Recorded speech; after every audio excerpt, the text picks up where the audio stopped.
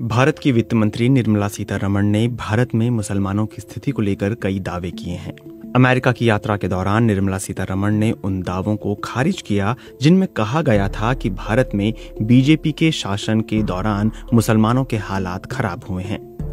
BBC ने उनकी कुछ टिप्पणियों पर नजर डाली, जैसे कि उन्होंने कहा, भारत में मुसलमानों की दूसरी सबसे बड़ी आबादी है।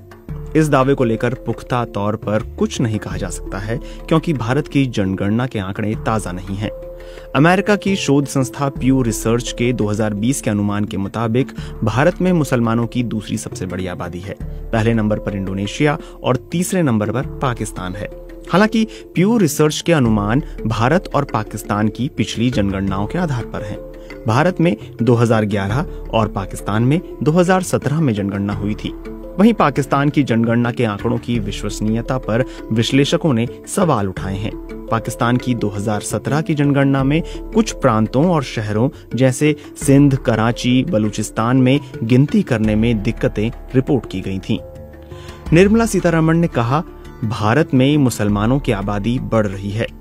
उनका ये कथन सही है कि भारत में मुसलमानों की संख्या बढ़ रही है, लेकिन भारत की समूची जनसंख्या बढ़ रही है, जिसमें दूसरे धर्म भी शामिल हैं। लेकिन अगर आप बीते कुछ दशकों में भारत में मुसलमानों की आबादी की वृद्धि के आंकड़े देखेंगे तो पाएंगे कि 1991 के बाद से भारत की जनसंख्या में मुसलमानों की वृद्धि दर कम हुई है। आम आबादी की वृद्धि दर भी 1991 के बाद से कम हुई है।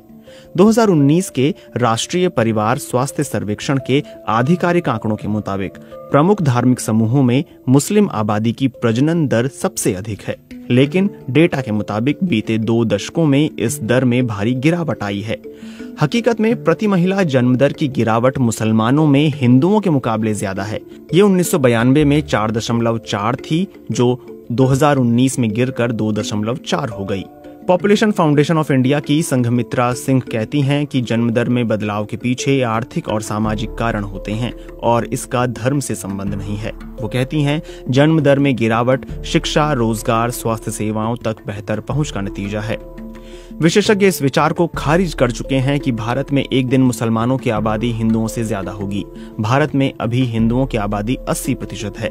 दरअसल परिवार कल्याण कार्यक्रम की समीक्षा करने वाली राष्ट्रीय समिति के पूर्व अध्यक्ष देवेंद्र कोठारी ने भविष्य में एक अलग परिदृश्य की भविष्यवाणी की है। वो कहते हैं कि प्रजनन दर में दर्ज की गई गिरावट के आधार पर अगली जनगणना में हिंदू आबादी का अनुपात मुसलमानों की आबादी की तुलना में अधिक बढ़ा होगा।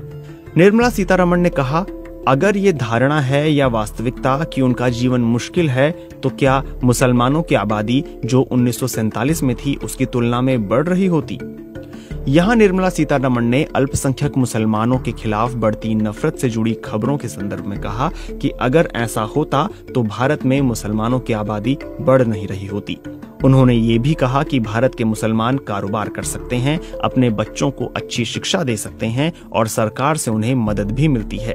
धार्मिक अल्पसंख्यकों के खिलाफ अपराधों का आधिकारिक आंकड़ा उपलब्ध नहीं है, लेकिन स्वतंत्र शोध और संस्थानों ने नफरत की हिंसा के मामलों में बढ़ोतरी दर्ज की है। 2023 में जारी रिपोर्ट में ह्यूमन राइट्स वॉच ने कहा है कि भाजपा सरकार ने धार्मिक अल्पसंख्यकों, खासकर मुसलमानों के साथ व्यवस्थित भेदभाव करना जारी रखा है। आखिर में निर्मला सीतारमण ने पाकिस्तान को लेकर भी बयान दिया और कहा, पाकिस्तान में सभी धार्मिक अल्पसंख्यकों की संख्या घट रही है और वो खत्म हो रहे हैं। पाकिस्तान एक मुसलमान बहुल देश है। 2017 के आंकड़ों के मुताबिक पाकिस्तान में 2.14% हिंदू हैं, ईसाई 1.7% हैं और अहमदिया 0.09% हैं। ये भी सच है कि पाकिस्तान में अल्पसंख्यकों के खिलाफ हिंसा हुई है और वो प्रताड़ना का शिकार हुए हैं। 2020 की ह्यूमन राइट्स वॉच की एक रिपोर्ट के मुताबिक अहमदिया मुसलमानों के खिलाफ बड़े हमले हुए हैं। पाकिस्तान के सख्त ईश निंदा कानूनों और अहमदिया मुसलमानों के खिलाफ बने कानूनों के तहत भी अहमदिया प्रताड़ित हैं। हिंदुओं और ईसाइयों पर भी ईश निंदा के आरोप लगते हैं और उन पर हमले होते हैं, लेकिन ऐसे ताजा आंकड़े नहीं हैं जिनके आधार पर यह कहा जा सके कि अल्पसंख्यकों की संख्या गिरी है या उन्हें वहां समाप्त कर दिया गया है।